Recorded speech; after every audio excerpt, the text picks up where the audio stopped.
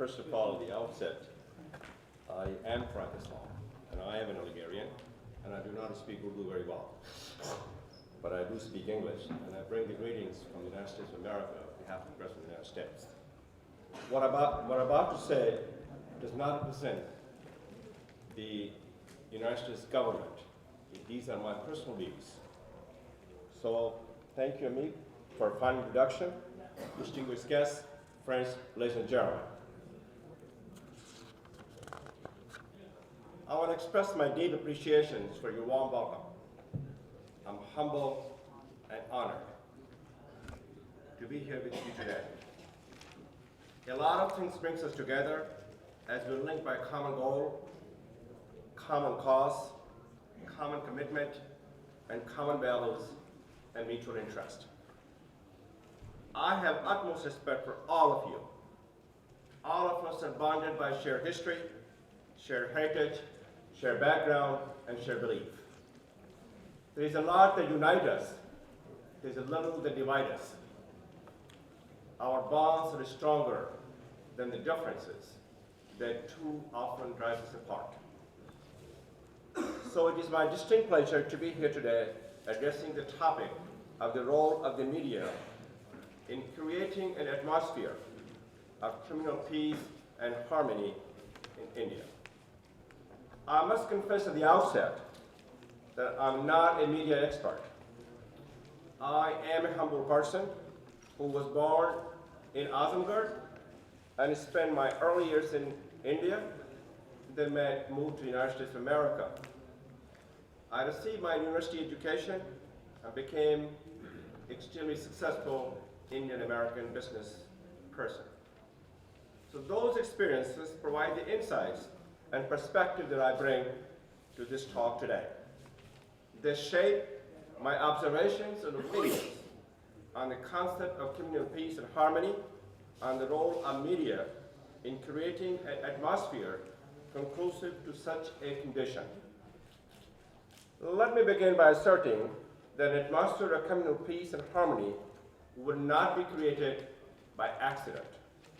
It must be a consequences created through strong beliefs and a concerted and sustained effort over time. It must be an outcome that overcomes the religious, regional, as well as racial boundaries. So how do we reach that ideal state? We begin this with where we are, find our shared values, leverage our strength, and then chart a path to where we want to be. Since I am an Algerian, I'm always inspired by our leader, Sir Syed Ahmad Khan. So let me draw upon the teaching of Sir Syed Ahmad Khan, the founder of Aligarh Muslim University, and Pandit Mandavia Amalavia. I may not pronounce it correctly. He was the founder of the Banaras Hindu University, where I did grow up. These men were visionary who saw the world through religious blinders, through an expansive view of what strong and inclusive faith can do to unite us rather than divide us. Pandit Malavia instructed us, India is not a country of the Hindus only. It is the country of the Muslims, the Christians, and the Parsis too.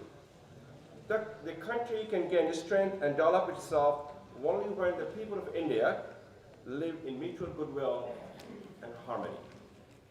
Sir Syed expressed a similar philosophy, stating that the graduates of the Aligarh University shall go forth through the length and breadth of the land to preach the gospels of free inquiry, of large-hearted toleration, and of pure morality. While there was not a religious bond between these two gentlemen, there was a spiritual one. Indeed, it might be said they were soulmates. They committed themselves in building bridges of understanding and cooperation among the various faiths. That is why, even though we are here to speak about communal peace and harmony, let me reframe our discussion just a little bit. I prefer to talk about creating a spiritual common ground. That is because spirituality transcends religious, racial, and regional boundaries. The Spirit is the invisible force that brings us together regardless of our particular predispositions. In this regard, I'm reminded of the words of President John F. Kennedy, who was the first Catholic speaker of the United States of America in 1960, who was speaking before the Protestant Council of the New York City in November of 1963, just weeks before his assassination, said, and I quote, "The family of man is not limited to a single race or religion, to a single city or a country. The family of man is nearly 3 billion strong. Most of these members are not white, and most of them are not Christians." So President Kennedy went on to say, "The members of this family should be peace with one another." So as we gather here to explore the terrain of communal peace and harmony in India, we would do well to remember President Kennedy's words and recall the advice of Sir Syed Ahmad Khan and Pandit Malaviya.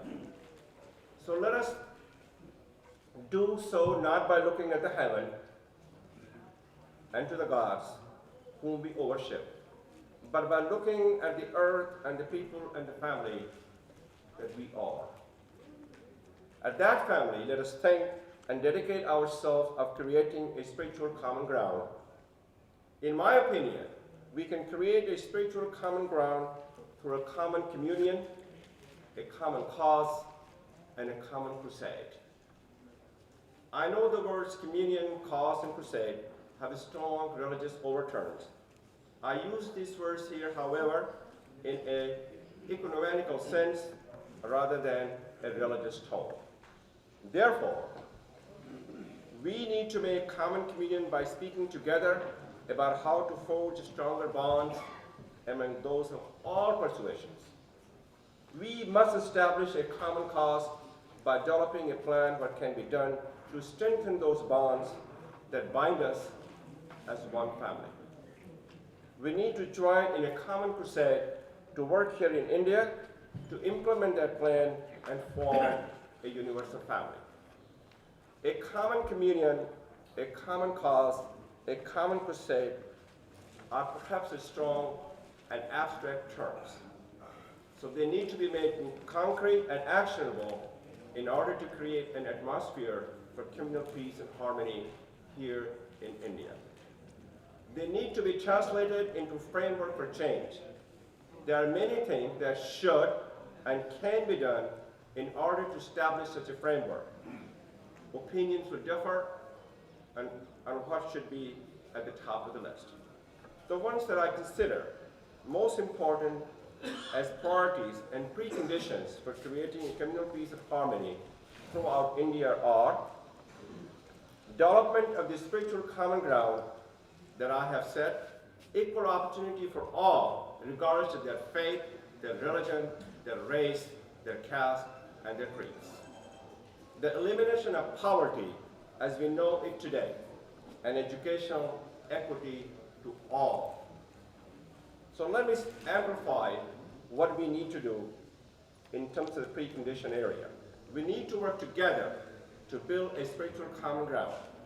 We should expand cross-cultural education, people to people, interfaith dialogue so we can build the bridges of understanding and cooperation.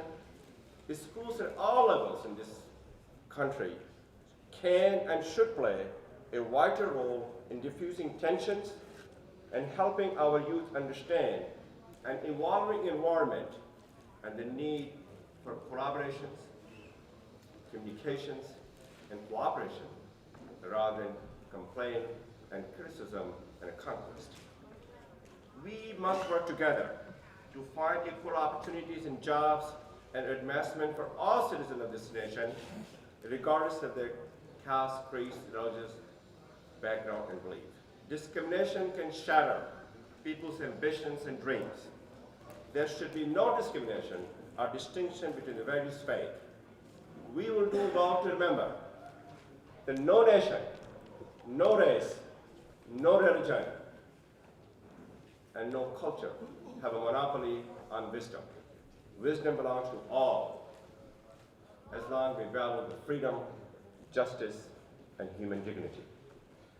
But we need to also work together to eliminate the poverty in this nation. Several reports that I have seen have deepened my understanding of how entrenched the poverty into the Indian minority community has become. Poverty crushes the hope of the people.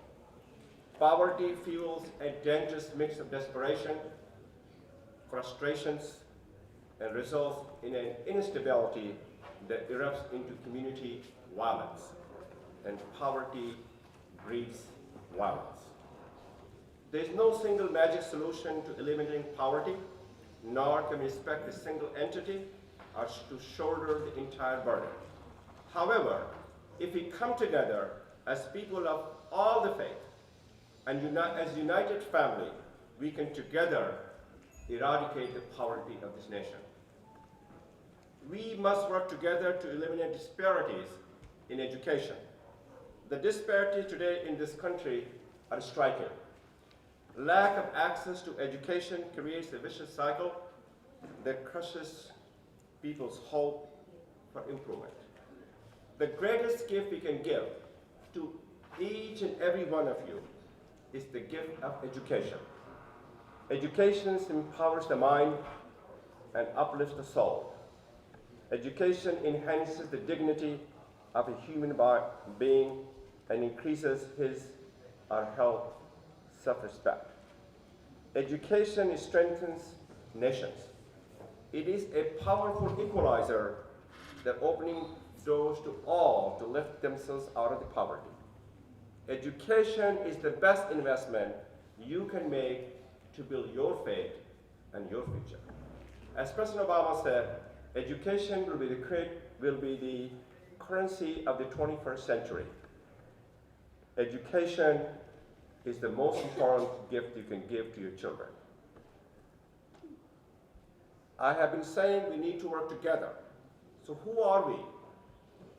In the broader sense, we is all of us together. Eventually, this must become a shared societal imperative.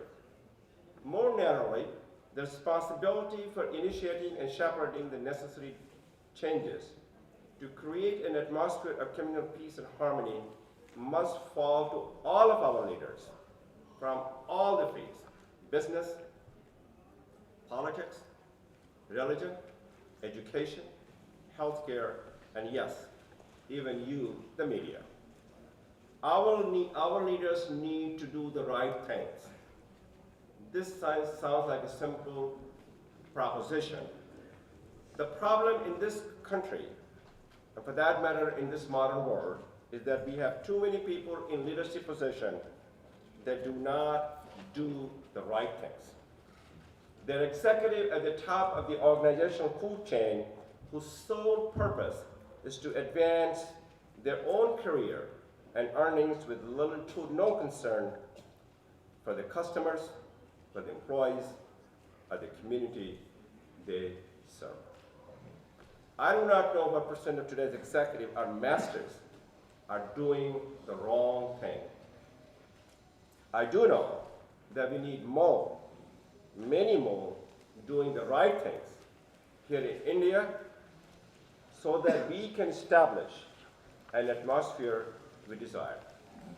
The good news is that Prime Minister Modi, who I met, and many other ministers in my meetings, several meetings, Mr. Jaitley, these national security advisors, the home ministers, and several others, with this election and agenda, has brought renewed attention, new focus and energy to the areas that I have identified. Mr. Modi is charismatic. We must give our hand, our hope, our help, so that he can transform this nation to its ideals of equality and justice. So there is a definitive opportunity for accomplishing great things. The bad news is that in spite of some progress in areas that I've discussed, we still need to do and accomplish great things. I'm certain that you are familiar with the Justice Soccer Committee. Reports of 2006 disclosed the development deficit for many minorities, especially Muslims, in many areas and resulted in the creation of a across-the-board program for the development of minorities in India.